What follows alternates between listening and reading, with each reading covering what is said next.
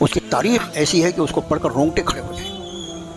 یعنی یہ سمجھ لیجیے کہ 100 آدمی کا قافلہ نکلتا تھا پڑوس کے ملک میں جانے کے لیے ہجرت کر کے، اور وہاں مشکل سے 10-15 آدمی پہنچتے تھے اور باقی جو ہے بیچ میں شہید کر دیے جاتے تھے. ہمارے یہاں ایسے لوگ جن کو عربی لغت آ گئی تھوڑی سی عربی لغت، خالی پڑھنے سے لغت نہیں آتی، اس کے لیے کسی استاد کے سامنے ادب احترام سے بیٹھنا پڑتا ہے. تھوڑی سی عربی زبان آ گئی، لغت القرآن اور یہ پڑھ کے اتنا بڑا مفسر اپنے آپ کو بنا لیا انہوں نے. یہ شان نزول کی کیا ضرورت ہے؟ کوئی آیت شان نزول کی محتاج نہیں ہے. نہیں، یہ جملہ میں معاذ اللہ اگر میں کہہ دوں کہ کوئی آیت شان نزول کی محتاج ہے، اس کا مطلب وہ سینکڑوں ہزاروں مفسرین جنہوں نے قرآن کی آیات کے شان نزول پر محنتیں کی ہیں، ان سب کے اوپر 1 سیکنڈ میں پانی پھر جائے. کوئی ضرورت نہیں تھی ان کو محنت کی. یہ سب کچھ جو ہے یہ عین جہالت ہے. اپنے آپ کو علم کا حیضہ ہو جانا یہ بھی بہت عالمی کی محرومی کی بات ہے. تو ظاہری جو اسباب تھے ان اسباب کو دیکھ کر ایسا لگتا تھا کہ شاید یہودی نے ہی چرایا ہے. اب چرایا کس نے تھا؟ منافق نے. اصل چور جو ہے نہ صرف یہ کہ اپنی چوری چھپا رہا ہے، بلکہ دوسرا جرم یہ کر رہا ہے کہ اپنے جرم کو کسی ایسے آدمی کے سر پر رکھنے کی کوشش کر رہا ہے جس کا سرے سے اس واقعے سے کوئی تعلق نہیں.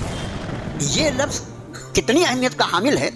حضرت عمر فاروق رضی اللہ تعالیٰ عنہ کے دور خلافت میں کسی شخص کا کوئی معاملہ وہ لے کر آیا حضرت عمر کے پاس، امیر المومنین تھے، اور ان سے کہا کہ امیر المومنین میرا معاملہ کا فیصلہ ویسے فرما دیجیے جیسا اللہ نے آپ کو دکھایا. یہ عراقہ کا لفظ جو جیسا اللہ نے آپ کو دکھایا. تو عمر نے فرمایا خاموش. کون سا لفظ استعمال کرتا ہے؟ یہ بما اراک اللہ، یہ رسول اللہ صلی اللہ علیہ وسلم کے لیے تھا، میرے لیے نہیں استعمال کرنا، میرے لیے نہیں استعمال کرنا. یہ جیسا اللہ نے آپ کو سمجھا دیا ہے، وہ اللہ کا کلام اللہ نے اپنے حبیب کو سمجھایا، انہوں نے پوری انسانیت کو سمجھایا. اور یہ لفظ مخصوصاً نبی کریم صلی اللہ علیہ وسلم کے لیے، حضرت عمر فرماتے میرے لیے یا کسی کے لیے یہ لفظ ہم استعمال نہیں کرتے. کچھ الفاظ ہمارے یہاں معاشرے میں ایسے چل پڑتے ہیں کہ ہوتے کچھ ہے بن جاتے کچھ. ہمارے امانت کی جہاں بات آئی تو کسی نے کسی پاس پیسہ رکھ دیا، کسی نے کسی پاس اپنے دستاویز رکھ دیے، ڈاکومنٹس رکھ دیے، یہ بھی امانت ہے. لیکن کسی نے کسی سے مشورہ کیا، یہ بھی امانت ہے. کسی کے عیب پر نظر پڑ گئی، یہ بھی امانت ہے. تو امانت میں آپ انداز فرمائیں کہ امانت کا لفظ کتنا وسیع ہے اس امت مسلمہ کے لیے کہ وہ سارے احکام شریعت جو مسلمانوں پر اللہ نے واجب کیا ہے، ضروری قرار دیا ہے، ان سب کو ملا کر ایک لفظ امانت سے اس کو تعبیر کیا. قرآن میں یہ آیت شریفہ موجود ہے، اِنَّا عَرَضْنَا الْأَمَانَةَ عَلَى السَّمَاوَاتِ وَالْأَرْضِ وَالْجِبَالِ فَأَبَيْنَ أَن يَحْمِلْنَهَا وَأَشْفَقْنَ مِنْهَا وَحَمَلَهَا الْإِنسَانُ. کہ وہ ایک بار امانت جو ہم نے پیش کیا تھا آسمانوں پر، زمینوں پر، پہاڑوں پر. آسمان کتنا بڑا آسمان، اتنی بڑی زمین، اتنے بڑے بڑے پہاڑ ہم نے سب کے سامنے پیش کیا. کون اس امانت کو اٹھاتا ہے؟ فرمایا فَأَبَيْنَ أَن يَحْمِلْنَهَا، انہوں نے معذرت کر دی اس کو اٹھانے سے. وَأَشْفَقْنَا، اور اس امانت کو دیکھ کر ڈر گئے. ہم کہاں اس امانت کا حق ادا کر سکیں گے؟ وَحَمَلَهَا الْإِنسَانُ، اور انسان نے اس کو اٹھا لیا. ذکر حق کے نور سے روشن ہے اس کی صبح و شام، اس کے ہر گوشے میں گونجے حق تعالی کا کلام. یہ ادارہ مجلس تعلیم القرآن کا نام.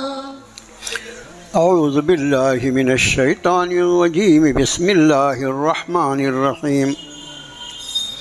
اِنَّا أَنزَلْنَا إِلَيْكَ الْكِتَابَ بِالْحَقِّ لِتَحْكُمَ بَيْنَ النَّاسِ بِمَا أَرَاكَ اللَّهُ وَلَا تَكُن لِّلْخَائِنِينَ خَصِيمًا وَاسْتَغْفِرِ اللَّهَ إِنَّ اللَّهَ كَانَ غَفُورًا رَّحِيمًا. وَلَا تُجَادِلْ عَنِ الَّذِينَ يَخْتَأْنُونَ أَنفُسَهُمْ إِنَّ اللَّهَ لَا يُحِبُّ مَن كَانَ خَوَّانًا أَثِيمًا. يَسْتَخْفُونَ مِنَ النَّاسِ وَلَا يَسْتَخْفُونَ مِنَ اللَّهِ وَهُوَ مَعَهُمْ إِذْ يُبَيِّتُونَ مَا لَا يَرْضَىٰ مِنَ الْقَوْلِ وَكَانَ اللَّهُ بِمَا يَعْمَلُونَ مُحِيطًا. ہا انتم ہؤلاء جادلتم عنہم فی الحیاۃ الدنیا فمن یجادل اللہ عنہم یوم القیامۃ ام من یکون علیہم وکیلا. ومن يعمل سوءا أو يظلم نفسه ثم يستغفر الله يجد الله غفورا رحيما ومن يكسب إثما فإنما يكسبه على نفسه وكان الله عليما حكيما ومن يكسب خطيئة أو إثما ثم يرم به بريئا فقد احتمل بهتانا وإثما مبينا صدق اللہ العظیم آمنت بما انزل اللہ من کتاب۔ قرآن پاک کے 5ویں پارے میں چوتھی صورت شریفہ صورت النساء کا یہ 16واں رکوع ہے جو 8 آیات بینات پر مشتمل ہے، جو اس وقت آپ کو پڑھ کر سنایا گیا۔ سب سے پہلے ان آیتوں کا ترجمہ۔ ارشاد فرمایا، بے شک ہم نے نازل فرمایا اے نبی صلی اللہ علیہ وسلم آپ کی طرف الکتاب یعنی قرآن کو حق کے ساتھ، تاکہ آپ فیصلہ فرمائیں لوگوں کے درمیان اس کی روشنی میں جو اللہ نے آپ کو سمجھا دیا ہے، اور خیانت کرنے والوں کی طرفداری کبھی نہ کرنا۔ استغفار کرو اللہ کی بارگاہ میں، مغفرت مانگو اللہ سے کہ بے شک اللہ بڑے مغفرت فرمانے والے، انتہائی رحم فرمانے والے ہیں۔ اور نہ طرفداری کرو ان لوگوں کی جو اپنے آپ سے خیانت کرتے ہیں، بے شک اللہ وہ نہیں پسند فرماتا ہر اس شخص کو جو ہو خیانت کرنے والا، گناہوں میں لت پت۔ وہ لوگوں سے تو شرماتے ہیں اور اللہ سے نہیں شرماتے، جبکہ وہ ان کے ساتھ ہوتا ہے جب وہ رات کے اندھیروں میں ان باتوں کا مشورہ کرتے ہیں جو اللہ پسند نہیں فرماتا۔ اور بے شک اللہ جو کچھ وہ عمل کرتے ہیں اسے گھیرے ہوئے ہیں۔ ہاں یہ تم ہو کہ تم ان کی طرفداری کرتے ہو دنیا کی زندگی میں، پھر کون طرفداری کرے گا ان کی قیامت کے دن، یا کون ان کا وکیل بنے گا؟ دیکھو، جو کوئی عمل کرے برا یا ظلم کر لے اپنے آپ پر، پھر وہ اللہ سے مغفرت کا طلبگار ہو، اللہ سے استغفار کرے، تو وہ پائے گا اللہ کو بڑا مغفرت فرمانے والا، بڑا رحم فرمانے والا۔ اور جو کوئی کمائے کوئی گناہ، در حقیقت اس نے کمایا اس کو اپنے آپ کے لیے، اور اللہ انتہائی علم والے، انتہائی حکمتوں والے ہیں۔ اور جس کسی نے کوئی خطا کیا یا کوئی گناہ کا کام کیا اور پھر اس کو کسی ایسے آدمی کے، انسان کے سر پہ ڈال دیا جس نے وہ کیا ہی نہیں ہے، تو تحقیق اس نے بہت زبردست بہتان باندھا اور بہت ہی بڑا گناہ اس نے ڈال لیا۔ یہ 8 آیات جو ہیں، آپ نے ترجمے سے اس کا انداز فرمایا ہوگا کہ وہ ایمان والا معاشرہ جو اللہ کی کتاب کی روشنی میں اور جناب نبی کریم صلی اللہ علیہ وآلہ وسلم کی تعلیمات کی روشنی میں وجود میں آتا ہے، وہ کتنا محتاط، کتنا احتیاط والی زندگی گزارنے کا عادی ہوگا۔ میں نے اس کے پہلے کسی موقع پر آپ سے عرض کیا تھا میرے بھائیوں کہ اسلام میں دوسرے انسانوں کی، دوسرا انسان میں نے اس لیے انسان پر زور دیا کہ ایمان والا وہ تو بہت بلند ہے، عام انسانوں کے حقوق کے بھی حفاظت کا ایسا قدرتی انتظام کیا گیا ہے کہ جہاں کہیں مسلم آبادی ہو، جہاں کہیں ایمان والوں کا کوئی معاشرہ اور گروہ رہتا بستا ہو، وہاں پر جو غیر مومن اور غیر مسلم ہوں گے وہ بھی انشاءاللہ امن و سکون سے رہیں گے، اور کبھی وہ مسلمانوں کا ساتھ چھوڑنا نہیں چاہیں گے۔ کب؟ ابھی تو لوگ ہم کو برداشت کرنے کو تیار نہیں ہیں، اس لیے کہ ہم اپنے اعمال اور اپنے معاملات کے اعتبار سے کم مسلمان رہے۔ ساری شکایت ہمیشہ دوسروں کی کرنا اور اپنے اوپر نگاہ نہیں ڈالنا، یہ خود بھی تو ایک ناانصافی کی بات ہے۔ میرے بھائیوں، 1947 جب یہ دونوں ملک کا پارٹیشن ہوا، اس وقت جو خون خرابہ اور مسلمانوں کو جانی اور مالی نقصان کا سامنا کرنا پڑا، اس کی تاریخ ایسی ہے کہ اس کو پڑھ کر رونگٹے کھڑے ہو جائیں۔ یعنی یہ سمجھ لیجیے کہ 100 آدمی کا قافلہ نکلتا تھا پڑوس کے ملک میں جانے کے لیے ہجرت کر کے، اور وہاں مشکل سے 10-15 آدمی پہنچتے تھے اور باقی جو ہے بیچ میں شہید کر دیے جاتے تھے۔ جو لوگ جنہوں نے اس کو دیکھا ہے، کچھ لوگ، اس لیے کہ کافی طویل مدت گزر گئی نا، کچھ لوگ ابھی بھی موجود ہیں، اور کچھ وہ جو واقعات ہم نے بزرگوں کی زبان سے سنا، ایسے حالات۔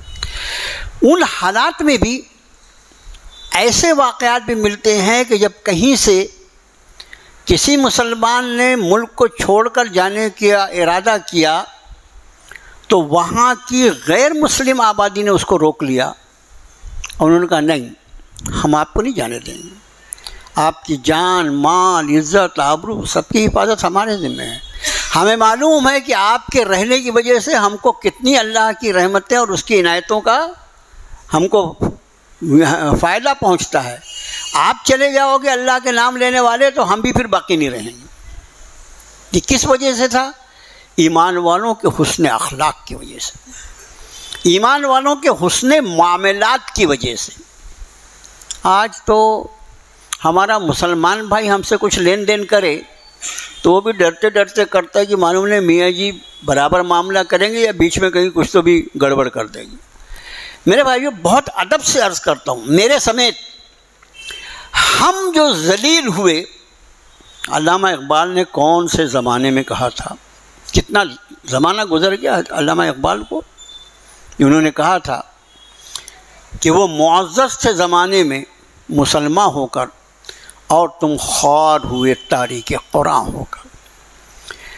ان کے اسلام نے، اسلام پر جو ان کا عملی طور پر جو ان کا نمونی زندگی کا نمونہ تھا، اس نے لوگوں کو متاثر کیا تھا۔ لوگ مجبور تھے ان کی عزت کرنے پر۔ اور آج قرآن سے ہمارا کیا تعلق ہے، یہ عنوان کوئی بولنے کی بات نہیں ہے کہ اللہ کا کلام ہمارے گھر میں رکھا ہوا ہے، کتنے دنوں میں ہماری اس کی ملاقات ہوتی ہے، رمضان کو چھوڑ کر پوری امت اس کو جانتی ہے۔ بہرحال آج کی جو آیتیں پڑھی گئیں، اس آیت شریفہ کے شان نزول میں ایک بڑا مشہور واقعہ ہے جس کو سبھی مفسرین نے قریب قریب نقل کیا ہے۔ اس کے پہلے بھی یہ بات عرض کی جا چکی ہے کہ کسی بھی آیت شریفہ کے شان نزول کے سامنے آ جانے سے مضمون کو سمجھنے میں آسانی ہو جاتی ہے، لیکن جس واقعے کی بنیاد پر کوئی آیت یا کوئی حکم نازل ہوتا ہے وہ اسی کے ساتھ مخصوص نہیں ہوتا، بلکہ پھر رہتی دنیا تک اس سے ملتے جلتے واقعات جب جب پیش آئیں گے اس پر اسی حکم کا انطباق کیا جائے گا جو اس وقت رب تعالیٰ نے نازل کیا۔ بعض ہمارے ہاں ایسے لوگ جن کو عربی لغت آ گئی، تھوڑی سی عربی لغت، خالی پڑھنے سے لغت نہیں آتی، اس کے لیے کسی استاد کے سامنے ادب احترام سے بیٹھنا پڑتا ہے۔ تھوڑی سی عربی زبان آ گئی، لغت القرآن اور یہ پڑھ کے اتنا بڑا مفسر اپنے آپ کو بنا لیا انہوں نے، یہ نزول، شان نزول کی کیا ضرورت ہے، کوئی آیت شان نزول کی محتاج نہیں ہے۔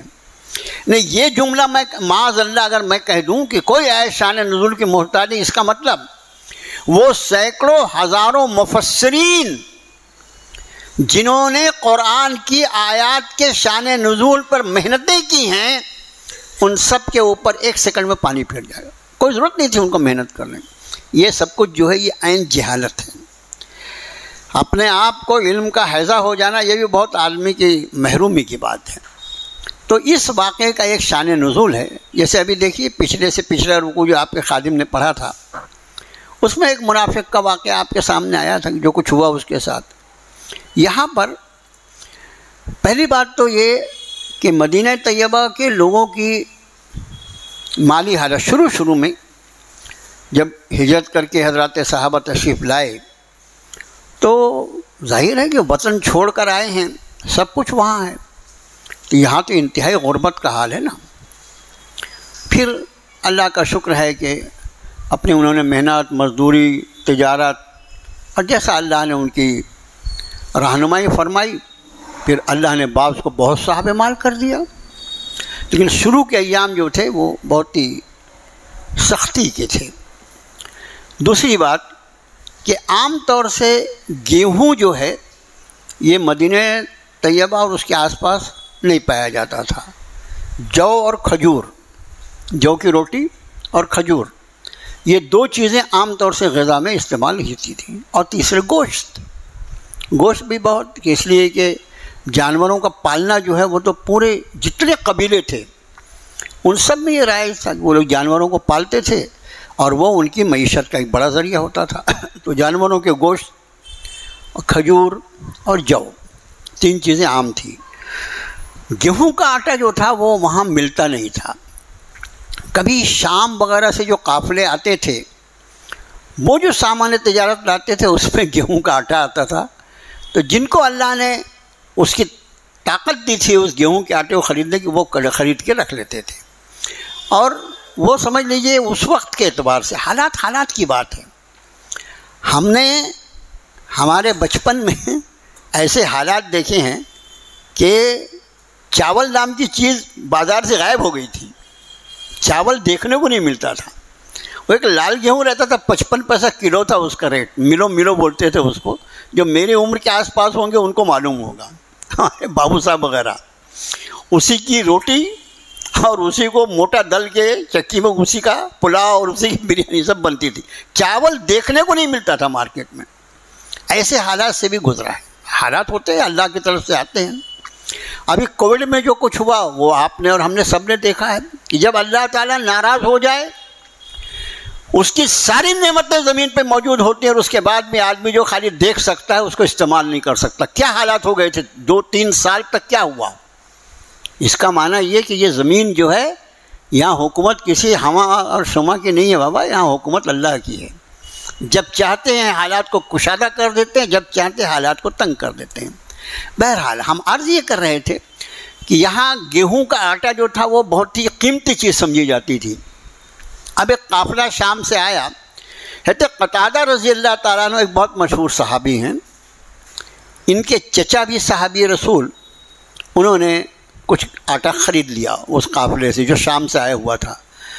اب وہ روز کھانے کی چیز سے تھی نہیں، کبھی دعوت کا موقع ہوگا، کچھ ایسا ہوگا، مہمان آئیں گے تو پکائیں گے گیہوں کی روٹی.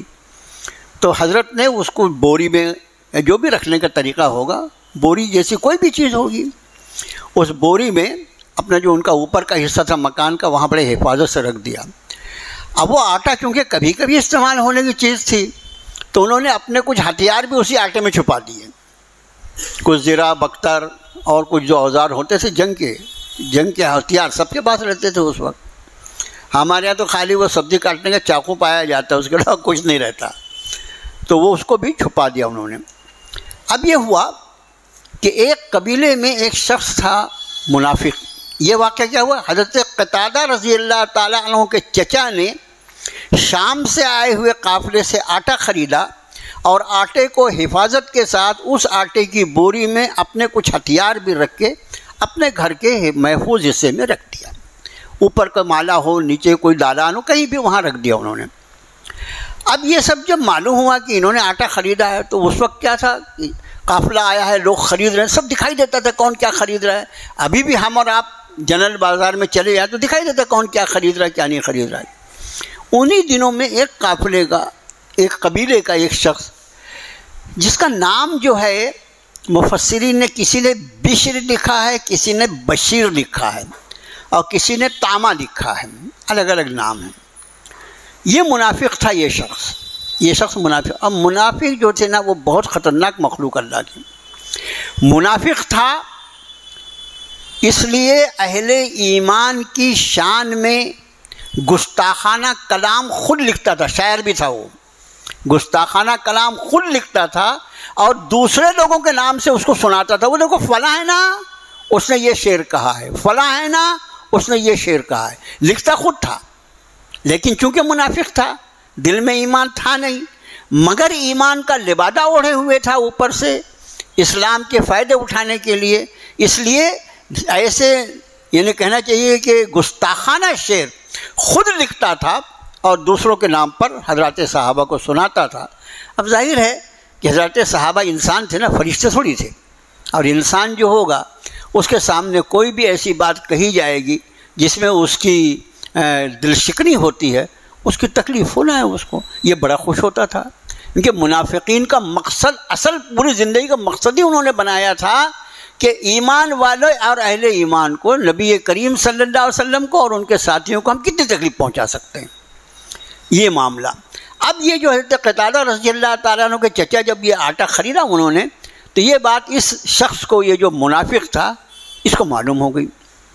رات میں اس نے ان کے گھر میں نقب لگایا، جیسا چور کا طریقہ ہوتا ہے چوروں کا، اور وہاں سے وہ بوری جو تھی آٹے کی، وہ پوری کی پوری بوری اٹھا کر اپنے گھر لے کے چلا گیا. یہ شخص کون تھا؟ یہ منافق تھا. اب جب حضرت قتادہ کے چچا کو معلوم ہوا کہ بھی میری بوری چوری ہو گئی، انہوں نے حضرت قتادہ رضی اللہ تعالیٰ عنہ سے کہا کہ اس معاملے کو نبی کریم صلی اللہ علیہ وسلم کی خدمت میں عرض کرو کہ میری بوری کس نے چرایا، اس کی تحقیق ہو، میرا مال مجھے مل جانا چاہیے. اور وہ خالی آٹا ہی تھوڑی ہے، اس میں تو کچھ ہتھیار بھی ہے قیمتی، وہ بھی چوری چلے گئے ہیں. حضرت قتادہ نے نبی کریم صلی اللہ علیہ وسلم کی خدمت میں پورا واقعہ عرض کیا. اسی دوران اس کا قبیلہ، یہ جو چور تھا منافق، اس کا قبیلہ جو تھا یہ اچھل کے سامنے آ گیا اور یہ کہنے لگے ہمارا یہ آدمی یہ ایسا کیسا چوری کرے گا، یہ تو بہت شریف آدمی ہے، یہ اس کی طرفداری میں. اور اسی طرفداری میں انہوں نے ایک بھولے بھالے صحابی کا نام لے لیا، معاذ اللہ، وہ فلاں شخص جو ہے نا انہوں نے یہ چوری کیا ہے. وہ شخص جو تھے صحابی رسول، وہ بھی ان کو حیرت ہوئی کہ مجھے معاملے ہی نہیں معلوم کیا ہوا ہے، کس کے یہاں کیا چوری ہوا، میرا نام لے رہے ہیں یہ لوگ. ان کو بھی بہت غصہ آیا. انہوں نے بھی میاں سے تلوار نکالی، فرمایا جب تک اس معاملے کا فیصلہ نہیں ہوگا، اصلی چور پکڑا نہیں جائے گا، اس وقت تک میری تلوار میان میں نہیں جائے گی. اب یہ قبیلہ جو تھا، منافق جو ہوتے وہ بہت ڈرپوک ہوتے، یہ سمجھ لینا، مشرک منافق. اس لیے کہ منافق کی دو شکلیں ہوتی ہیں نا، ایک ظاہر ہوتی ہے، ایک اندر ہوتی ہے. ہم اور آپ الحمدللہ اللہ نے ایمان والوں کو جیسا ظاہر میں رکھا ہے ویسا باطن میں رکھا ہے، لیکن کسی کا اندر کا دوسرا ہو، باہر کا دوسرا ہو، یعنی کسی سے آپ کو اندر سے دشمنی ہو اور آپ کو ظاہر یہ کرنا کہ آپ اس سے دوستی رکھتے، تو کتنی ایکٹنگ کرنا پڑے گا اس کے لیے. تو آدمی ڈرتا رہتا ہے کہ کہیں میری ایکٹنگ کھل نہ جائے. منافق بھی ویسے بہت ڈرپوک ہوتے ہیں اور مشرک تو ایک نمبر کا ڈرپوک ہوتا ہے. تو جب وہ صحابی بہت ناراض ہو گئے تو انہوں نے فوراً نہیں وہ آپ کا، ہم آپ کو نہیں کہہ رہے ہیں، اصل وہ فلاں یہودی ہے نا اس نے چوری کیا ہے، اور وہ یہودی جو ہے نا اس کے گھر کے پاس ہم کو آٹے کی لکیر بھی دکھائی دی، آٹے کی نشانی بھی دکھائی دی، پکا اسی نے لے گیا ہے. یعنی اپنا جرم جو تھا پہلے صحابی رسول پہ ڈالنے کی کوشش کی، اور اس کے بعد جب وہاں بات نہیں بنی تو یہودی کے سر پہ ڈال دیا. ان کو ایسا لگتا تھا کہ بھائی یہودی کی ہے، تو ظاہر ہے یہود جو ہے وہ تو ایمان والوں کے دشمن ہیں. نبی کریم صلی اللہ علیہ وسلم بھی، آپ کے صحابہ بھی، حضرت قتادہ بھی، حضرت قتادہ کے چچا بھی، اور سارے صحابہ جو ہیں ان کی سوچ یہی بنے گی کہ ارے یہودی ہے نا، اس نے مسلمان کو نقصان پہنچایا ہوگا. یہ پورا وہ واقعہ ہے. اب یہ واقعہ جب ہوا تو ظاہر ہے کہ کچھ لوگ، اب ظاہر تو حقیقت تو اللہ کو معلوم تھی، نبی کریم صلی اللہ علیہ وسلم کے پاس معاملہ پیش ہوا تو ظاہر ہے کہ فیصلہ جو کیا جائے گا وہ جو اس کے شواہد ہوتے ہیں، جو گواہیاں ہوتی ہیں معاملے کی، ان گواہیوں کی روشنی میں قاضی کا فیصلہ ہوتا ہے. یہ قاضی جو ہوتا ہے عالم الغیب تھوڑی ہوتا ہے، جو گواہیاں ہوں گی اس کے اعتبار سے فیصلہ ہوگا.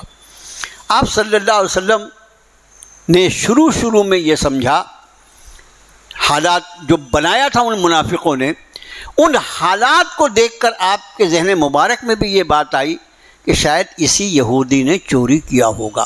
شواہد ایسے انہوں نے بنائے تھے، وہاں آٹے کی لکیر بھی ہے، فلانا بھی ہے، ٹھکانا بھی ہے۔ تو ظاہری جو اسباب تھے ان اسباب کو دیکھ کر ایسا لگتا تھا کہ شاید یہودی نے ہی چرایا ہے۔ اور چرایا کس نے تھا؟ منافق نے۔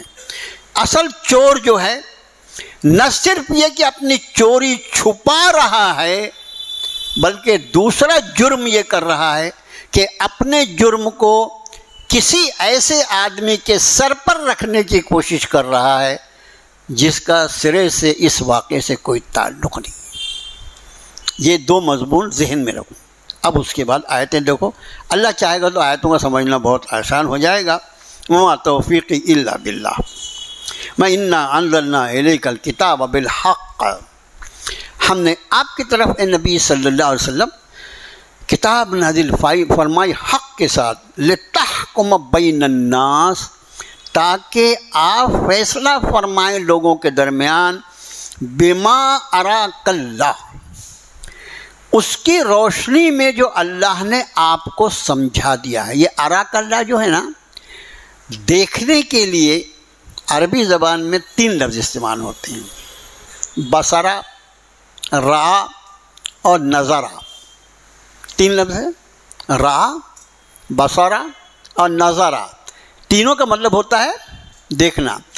اب اس بما اراک اللہ کا ترجمہ چونکہ رعا کا لفظ ہے تو اس کا لفظی ترجمہ اگر کرے تو وہ ہوگا آپ فیصلہ فرمائے لوگوں کے درمیان اس کی روشنی میں جو کچھ اللہ آپ کو دکھلاتا ہے، جو کچھ اللہ آپ کو دکھلاتا ہے۔ ابھی کل پرسوں میرے ایک بچے کیا ادھر ادھر سنتے ہیں تو آ کے کنفرم کرتے ہیں ابو ایسا ہے کیا۔ ایک بچے نے مجھ سے پوچھا، ابو اللہ کے رسول صلی اللہ علیہ وسلم جیسے سامنے آپ کو دکھائی دیتا تھا ویسے آپ کو پیچھے کی چیزیں بھی دکھائی دیتی تھی کیا؟ میں نے کہا ہاں بیٹا، آپ صلی اللہ علیہ وسلم کو اللہ نے یہ بصارت عطا فرمائی تھی۔ معلوم ہے آپ کو یہ بات؟ نبی کریم صلی اللہ علیہ وسلم جیسے سامنے دیکھتے تھے اسی طرح پیچھے کی چیزیں بھی آپ کو دکھائی دیتی تھی۔ یہ خصوصیت ہے نبی کریم صلی اللہ علیہ وسلم کی، یہ اعزاز ہے اللہ کی طرف سے۔ رسول کو سمجھتے کیا ہو، اور وہ بھی خاتم الانبیاء، سردار الانبیاء، ان کی ذات کو کیا ہے خصوصی بات۔ آپ نماز میں ہیں، نماز باجماعت کھڑی ہے، کوئی صحابی سے کوئی کم زیادہ ہوا کچھ رکوع میں سجدے میں، آپ نے ارشاد فرمایا کیا ہے تم ایسا کر رہے تھے؟ کہ یا رسول اللہ حالت نماز میں آپ نے ہم کو دیکھا؟ سنا ہاں، مجھے جیسے اللہ سامنے دکھاتا ہے ویسے مجھے پیچھے کی چیز بھی اللہ دکھاتا ہے۔ یہ خصوصیت انبیاء میں ہیں، یہ خصوصیت انبیاء میں ہے۔ تو یہاں پر بما اراک اللہ، اس کا لفظی ترجمہ ہوگا آپ فیصلہ فرمائیں اس کے مطابق جو اللہ نے آپ کو دکھا دیا ہے، لیکن عام طور سے یہ ترجمہ نگاروں نے اس کا ترجمہ کیا کہ جیسا اللہ نے آپ کو سمجھا دیا ہے۔ تو بھی یہ لفظ کتنی اہمیت کا حامل ہے، حضرت عمر فاروق رضی اللہ تعالیٰ عنہ کے دور خلافت میں کسی شخص کا کوئی معاملہ وہ لے کر آیا حضرت عمر کے پاس، امیر المومنین تھے، اور ان سے کہا کہ امیر المومنین میرا معاملہ کا فیصلہ ویسے فرما دیے جیسا اللہ نے آپ کو دکھایا۔ یہ اراکا کا لفظ جو جیسا اللہ نے آپ کو دکھایا ہے۔ تو عمر نے فرمایا خاموش، کون سا لفظ استعمال کرتا ہے؟ یہ بما اراک اللہ یہ رسول اللہ صلی اللہ علیہ وسلم کے لیے تھا، میرے لیے نہیں استعمال کرنا، میرے لیے نہیں استعمال کرنا۔ یہ جیسا اللہ نے آپ کو سمجھا دیا ہے، وہ اللہ کا کلام اللہ نے اپنے حبیب کو سمجھایا، انہوں نے پوری انسانیت کو سمجھایا، اور یہ لفظ مخصوصاً نبی کریم صلی اللہ علیہ وسلم کے لیے حضرت عمر فرماتے میرے لیے یا کسی کے لیے یہ لفظ تم استعمال نہیں کرنا۔ تو رب نے فرمایا کہ آپ فیصلہ کریں، تاکہ آپ فیصلہ کریں اس کتاب کی روشنی میں لوگوں کے درمیان، بما اراک اللہ جیسا اللہ نے آپ کو سمجھایا۔ اب اس اراک اللہ سے مفسرین لکھتے ہیں کہ اس کا معنی یہ ہے کہ قرآن میں جو مضامین نازل فرمائے جا رہے ہیں اس کی حقیقت بھی اللہ نے آپ پر واضح فرمائی اور آپ کو سکھائی، اس لیے قرآن کو سمجھنے کے لیے پوری انسانیت محتاج ہوگی جناب محمد رسول اللہ۔ الفاظ کو دیکھ کر لفظی ترجمہ کر کے مفسر بن جانا اور مجتہد بن جانا یہ سب کے بس کی بات نہیں، کسی کی نہیں ہے۔ نبی کریم صلی اللہ علیہ وسلم کو اللہ نے اس کی حقیقت سمجھائی، اور پھر جب آپ نے اس کے حقائق ہم کو بتایا تو ہم کو ان حقائق پر ایمان لانا ہے۔ فرمایا وَلَا تَكُن لِّلْخَائِنِينَ خَصِيمًا، اے نبی صلی اللہ علیہ وسلم جو خائن لوگ ہیں ان کی طرفداری نہ کریں، کیونکہ بظاہر جو واقعہ پیش آیا تھا شروع میں اور جو ماحول بنایا گیا تھا وہ کیا تھا کہ وہ شخص جو چور تھا وہ اپنے آپ کو صاف ثابت کر رہا تھا کہ میں بالکل چوری میں نے نہیں کیا، اور چوری ان کے سر پہ ڈال رہے تھے۔ وہ پہلے ایک صحابی رسول کے سر پہ ڈالا، اور جب وہاں نہیں بنی تو یہودی کے سر پہ ڈال دیا، لیکن حقیقت کیا تھا کہ وہ خود ہی چور تھا۔ یہاں پر لفظ استعمال ہوا خائنین، یہ خیانت کا لفظ جو ہے یہ امانت کے مقابلے میں استعمال ہوتا۔ ابھی جلدی وہ آیت شریفہ آئی تھی، ان اللہ یأمرکم ان تؤدوا الامانات الی اہلھا، اللہ تمہیں حکم فرماتا ہے کہ امانتوں کو ان کے حقداروں کے حوالے کر دیا کرو۔ امانت جو بار امانت ہمارے حوالے کیا گیا ہے اس کے حقوق کو ادا کرنا یہ امانت داری کہلاتا ہے، اور اس کے حقوق کی عدم ادائیگی، اس کے حقوق کو ویسے نہ ادا کرنا جیسا اس کا حق ہے، یہ خیانت کہلاتا ہے۔ اور میں نے اس وقت بھی عرض کیا تھا، پھر آپ کو یاد دلا دوں، اس لیے کہ کچھ الفاظ ہمارے ہاں معاشرے میں ایسے چل پڑتے ہیں کہ ہوتے کچھ ہیں بن جاتے ہیں کچھ۔ ہمارے امانت کی جہاں بات آئی تو یہ بھی کسی نے کسی پاس پیسہ رکھ دیا، کسی نے کسی پاس اپنے دستاویز رکھ دیے، ڈاکومنٹس رکھ دیے، یہ بھی امانت ہے۔ لیکن کسی نے کسی سے مشورہ کیا، یہ بھی امانت ہے۔ کسی کے عیب پر نظر پڑ گئی، یہ بھی امانت ہے۔ آپ سمجھے؟ تو امانت میں آپ انداز فرمائیں کہ امانت کا لفظ کتنا وسیع ہے اس امت مسلمہ کے لیے کہ وہ سارے احکام شریعت جو مسلمانوں پر اللہ نے واجب کیا ہے، ضروری قرار دیا ہے، ان سب کو ملا کر ایک لفظ امانت سے اس کو تعبیر کیا۔ قرآن میں یہ آیت شریفہ موجود ہے، اِنَّا عَرَضْنَا الْأَمَانَةَ عَلَى السَّمَاوَاتِ وَالْأَرْضِ وَالْجِبَالِ فَأَبَيْنَ أَن يَحْمِلْنَهَا وَأَشْفَقْنَ مِنْهَا وَحَمَلَهَا الْإِنسَانُ، کہ وہ ایک بار امانت جو ہم نے پیش کیا تھا آسمانوں پر، زمینوں پر، پہاڑوں پر۔ آسمان کتنا بڑا آسمان، اتنی بڑی زمین، اتنے بڑے بڑے پہاڑ، ہم نے سب کے سامنے پیش کیا، کون اس امانت کو اٹھاتا ہے؟ فرمایا فَأَبَيْنَ أَن يَحْمِلْنَهَا، انہوں نے معذرت کر دی اس کو اٹھانے سے، وَأَشْفَقْنَا، اور اس امانت کو دیکھ کر ڈر گئے، ہم کہاں اس امانت کا حق ادا کر سکیں گے، وَحَمَلَهَا الْإِنسَانُ، اور انسان نے اس کو اٹھا لیا۔ اب آپ انداز فرمائیں کہ امانت یعنی کیا ہے؟ وہ سارے احکام شریعت کا مجموعہ جس کو شریعت الہی کہا جاتا ہے، شریعت اسلامی کہا جاتا ہے، جس کو دین اللہ کہا جاتا ہے، جس کو اسلام کہا جاتا ہے، یہ سارا کا سارا جو قانون ہے یہ سب ملا کر امانت بنتا ہے۔ اور ہر مومن احکام شریعت کا امانت دار ہے۔ ہر مومن جس درجے میں وہ احکام شریعت پر عمل پیرا ہے اس درجے میں وہ امانت دار ہے، اور جتنا احکام شریعت سے وہ دور ہے اس درجے میں خیانت کر رہا ہے، وہ خائن ہے۔ فرمایا وَلَا تَكُن لِّلْخَائِنِينَ خَصِيمًا، خیانت کرنے والوں کی کبھی طرفداری نہیں کرنا۔ عام اصول رب تعالیٰ نے بیان فرمایا، وَاسْتَغْفِرِ اللَّهِ، اللہ سے مغفرت طلب کیجئے، إِنَّ اللَّهَ كَانَ غَفُورًا رَحِيمًا، بے شک اللہ بڑے مغفرت فرمانے والے، بڑے رحم فرمانے ہیں۔ اب جس حقیقت کو قرآن بیان فرما رہا ہے، وَلَا تُجَادِلْ عَنِ الَّذِينَ يَخْتَانُونَ أَنفُسَهُمْ، کہ نہ ان کی طرفداری تم کرو جو اپنے آپ سے خیانت کرتے ہیں۔ کسی بھی امانت میں خیانت یا اللہ کے کسی بھی حکم کی نافرمانی آدمی اپنا نقصان کرتا ہے۔ اسی لیے جو دعا حضرت آدم علیہ السلام کو رب تعالیٰ نے سکھائی وہ کیا تھی؟ ربنا ظلمنا انفسنا، اے ہمارے رب ہم نے اپنے آپ کا نقصان کر لیا، اپنے آپ پر ظلم کر ڈالا۔ ہر گناہ ہم بظاہر سمجھتے ہیں کہ یہ گناہ کر کے ہم نے فلاں کو نقصان پہنچا دیا. ہر گناہ جو ہے وہ ہمارے اپنی ذات کو نقصان پہنچاتی ہے، اس لیے یہ بھگتنا ہم ہی کو ہے. اس لیے فرمایا کہ ولا تجادل، نہ طرفداری کرنا عن الذین یختانون انفسہم، ان لوگوں کی جو اپنے آپ کے ساتھ خیانت کرتے ہیں.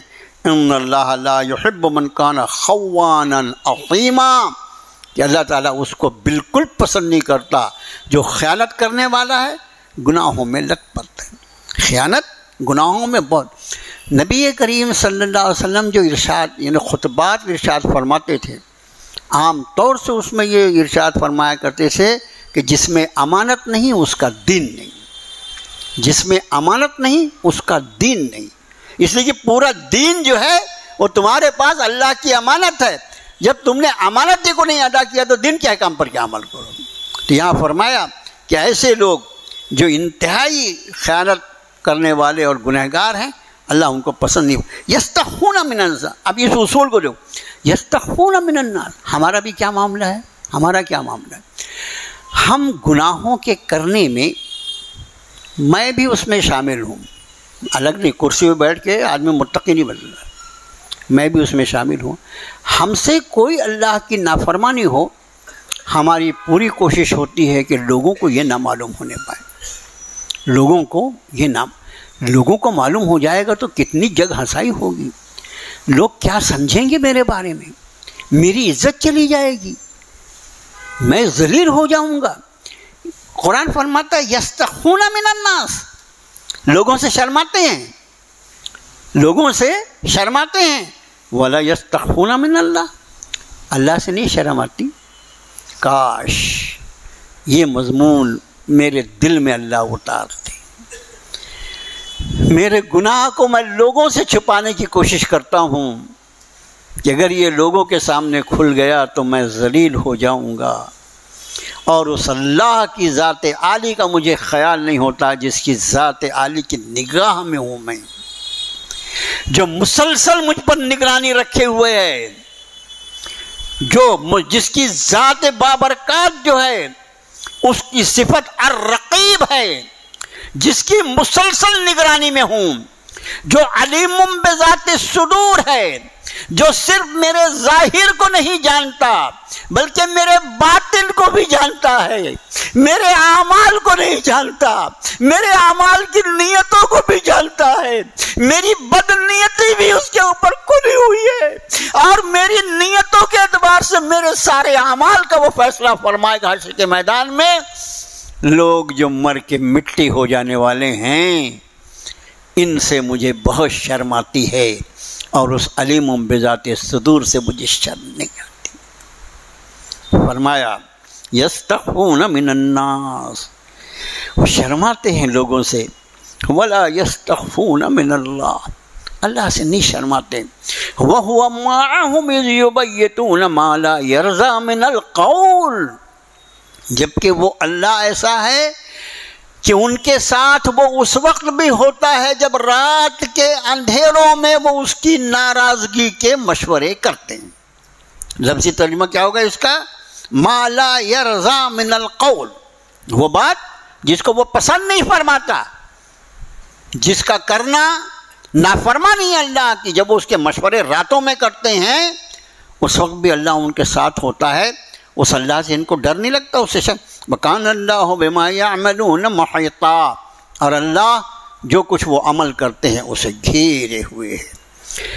آگے اگلی آیت، ہاں تم ہؤلاء جادلتم عنہم فی الحیات الدنیا، ہاں کہ تمہارا معاملہ یہ ہے کہ وہ لوگ جو اس منافق کی حقیقت کو نہ جاننے کی وجہ سے وقتی طور پر اس منافق کی طرفداری کر رہے تھے، اور یہ سمجھ رہے تھے کہ شاید چوری کا معاملہ یہودی نے کیا ہوگا، جبکہ چور تو یہی منافق تھا.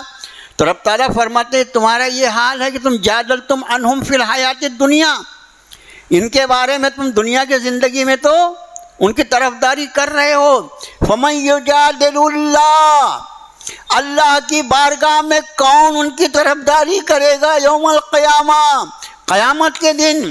امن یکون علیہم وکیلا، کون ہوگا جو ان کا وکیل بن کے اللہ کی بارگاہ میں کھڑا ہے؟ کتنی سخت تادیب ہے، کتنا سخت لہجہ ہے کہ میرے بھائیو، اس کی روشنی میں آپ کا خادم عرض کرتا ہے، کوئی بھی معاملہ جب پیش آئے تو معاملات میں کبھی بھی اپنے رشتے، اپنے ناطے، اپنے تعلقات، یہ کچھ بھی خیال کرنے کی چیز نہیں ہے۔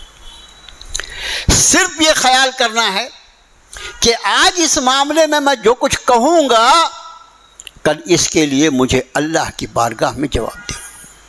خاص طور سے ہمارے ہاں دو قسم کے معاملات بہت واضح طور پر آپ کا خادم عرض کرے، اس لیے کہ چھپا چھپا کے بات کیا، اشاروں میں کیا کرنا۔ ہمارے ہاں عام طور سے مسئلے بچے بچیوں کے آتے ہیں، شادی کے بعد بہت سارے معاملات ایسے آتے ہیں، بھی نہیں بن رہی ہے، اور وہ جس کو ہماری زبان میں بولتے ہیں لڑکی بیٹھ گئی اپنے میکے میں جا کے، شوہر نے اس کو نہیں قبول کر، ٹھیک ہے وہ اپنے میکے میں رہا، پھر لوگ بیٹھتے ہیں بیچارے، اللہ کے بندے، آپ کے یہاں بھی مجھے معلوم ہے، ان اللہ کے نیک بندوں کو جانتا ہوں جو ان کے معاملے میں مداخلت کرتے ہیں۔ پھر ایسے جب معاملات آتے ہیں تو دونوں کے ماں باپ کوشش یہ کرتے ہیں کہ اپنی اولاد کو بے قصور ثابت کریں، اس کا کتنا بھی قصور ہو، لیکن جب چار لوگ بیٹھے تو میں اپنے بچے کو بے قصور ثابت کروں۔ اس سے بڑھ کے بھی کوئی خیانت اور بے انصافی ہو سکتی ہے کیا؟ بے انصافی ہے۔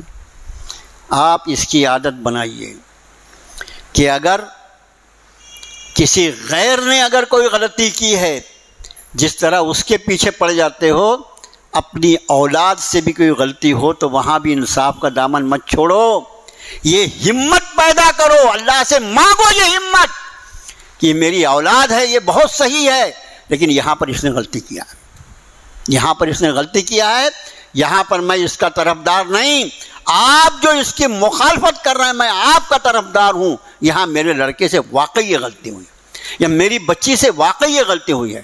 سارے جھگڑے ہمارے الجھتے اس لیے ہیں کہ حق ہم پر اللہ تعالیٰ واضح فرما دے، اس کے بعد بھی ہم ناحق کے طرفدار ہوتے ہیں۔ رب تعالیٰ نے فرمایا یہاں تو طرفداری کر لو گے، کیا یہیں پر سارے معاملات ختم ہو جائیں گے؟ ارے ایسی قومیں جن کے پاس آخرت کا کوئی تصور نہیں، کوئی عقیدہ نہیں، وہ جو کچھ کرتے ہیں ان کو کرنے دو نا۔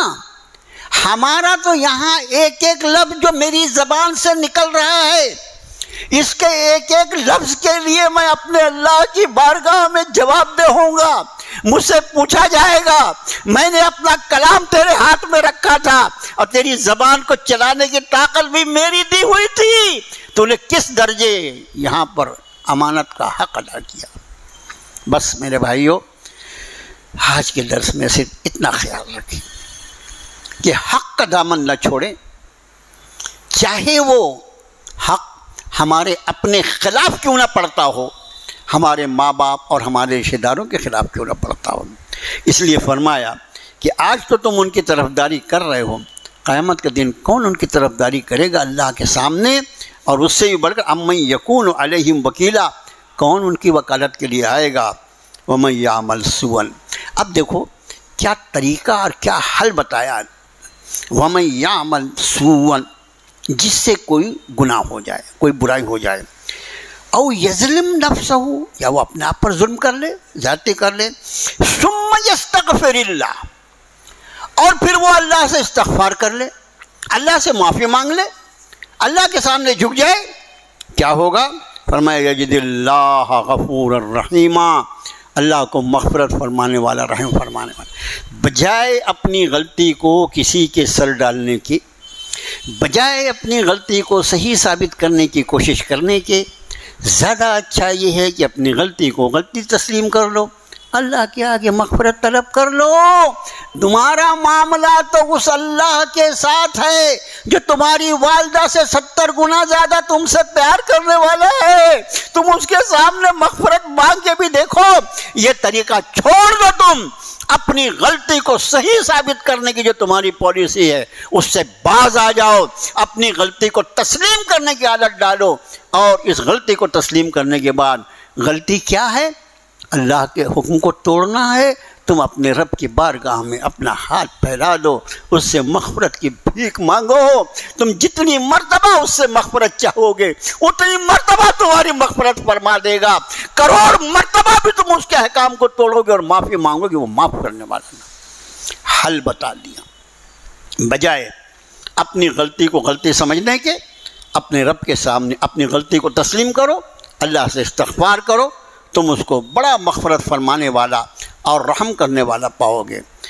فرمایا وَمَن یکسب اثما، جو کوئی گناہ کرے فإنما یکسبہ علی نفسی، وہ یہ کمایا اپنے آپ کے لیے، وکان اللہ علیما حکیما، اللہ سارا علم ساری حکمت اللہ کی۔ وَمَن یکسب خطیئۃ او اثما، جس کسی نے کوئی خطا کیا یا کوئی گناہ کیا، ثم یرم بہ بریئا، اور پھر اس کو ڈال دیا ایسے انسان کے سر پر جو اس گناہ سے بری ہے۔ بری کا لفظ سمجھتے ہیں نا آپ، جس نے نہیں کیا اس کو بری کیا جاتا نہ۔ کسی شخص نے کوئی گناہ کیا اور پھر اس کو لگا دیا کسی ایسے شخص کے حوالے کیا جس نے وہ گناہ کیا ہی نہیں ہے، فرمایا فقد احتمل بہتانا و اسما مبینا، اس نے بڑا زبردست بہتان باندھا اور بہت ہی زبردست گناہ اپنے سر پہ لے لیا۔ ایک تو گناہ کرنا نہیں، گناہ ہو گیا اسے قبول کرو، اللہ کی بارگاہ میں توبہ کرو، اگر حقوق العباد کے تعلق سے ہے اس کے حق کو ادا کر دو، معافی مل جائے گی۔ مگر اس سے بھی آگے ایک گناہ کیا، ایک غلطی کی، اور غلطی کرنے کے بعد اس کے سر پہ ڈالا جس کو غریب کو پتہ ہی نہیں تھا کہ تو نے کیا کیا ہے، اس سے بڑھ کر بھی کوئی ظلم ہو سکتا ہے؟ ہمارے ہاں اللہ مجھے معاف فرمائے، پورا ملک جو ہے آج اس کی زہریلی فضا جو ہے وہ یہی ہے کہ ظالم ظلم کریں اور اس کو گھما پھرا کے لا کے کسی بھی طریقے سے مسلمانوں کے سر پر لا کے ڈال دیا جائے۔ آج دیکھیں آپ، اس کے نتیجے میں جو بدامنی اس ملک میں پھیلی ہوئی ہے، یعنی یہ ایسا لگتا ہے کہ کوئی انسان یہاں بستے ہیں کہ درندے بستے ہیں، جانور بستے ہیں، کون بستا ہے بھائی یہاں؟ یہ حالات کیوں ہے؟ اس کی بنیاد یہ والا گناہ ہے۔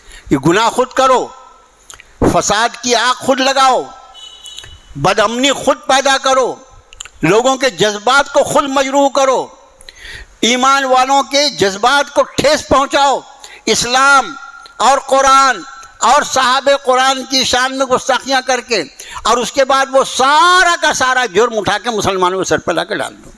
یہ آیت شریفہ ایسا لگتی ہے، ہر قرآن کی آیت کو پڑھو تو ایسا لگتا ہے جیسے آج رب تعالیٰ نے اس کو نازل فرمایا ہے۔ فرمایا جس نے کوئی گناہ کیا اور اس کو کسی بے گناہ کے سر پر ڈال دیا، بری کا لفظ جو ہے اس کا میں ترجمہ کر رہا ہوں، گناہ کر کے کسی بے گناہ کے سر پر ڈال دیا، اس نے بہت ہی بڑا بہتان لگایا اور بہت ہی زبردست گناہ کمایا۔ اللہ سے دعا ہے اللہ تعالیٰ مجھے آپ کو پوری امت مسلمہ کو اپنے دین پر عمل پیرا ہونے کی توفیق عطا فرمائے۔ الہ العالمین ایسے عظمت والا دین اور ایسی عظمت والی کتاب عطا فرمائی، ایسے عظمت والے نبی کی امت میں آپ نے ہمیں پیدا فرمانے کا احسان فرمایا۔ اللہ ہمیں قدردانی کی توفیق عطا فرما دے۔ وصلی اللہ تعالی علی خیر خلقہ محمد وآلہ وصحبہ اجمعین برحمتہ۔